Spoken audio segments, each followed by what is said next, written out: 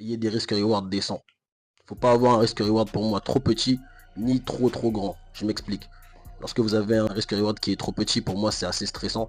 Parce que là, justement, vous allez beaucoup vous référer au win rate. Lorsque vous allez avoir une perte, va falloir rattraper, c'est comme ça que vous allez réagir et vous serez pas bien mentalement. Vaut mieux justement avoir un risque reward entre 1 pour 2 et 1 pour 4. Et pourquoi je vous ai dit de ne pas avoir un risque reward qui soit trop grand, c'est parce qu'il faut avoir justement des targets qui soient réalistes sur le marché. Ça veut dire que lorsque vous targetez du 1 pour 15, du 1 pour 20, c'est très difficile justement à tenir déjà, psychologiquement parlant. Et ça veut dire que vous aurez forcément plus de pertes, forcément plus de break-even. C'est plus difficile justement à tenir psychologiquement. C'est pour ça que moi je vous conseille d'avoir un risk reward qui soit décent. Donc entre 1 pour 2, 1 pour 3, 1 pour 4 max. Comme ça justement vous serez à l'aise. Vous n'aurez pas le stress du win rate et vous n'aurez pas le stress justement de ne pas avoir justement des targets qui soient réalistes.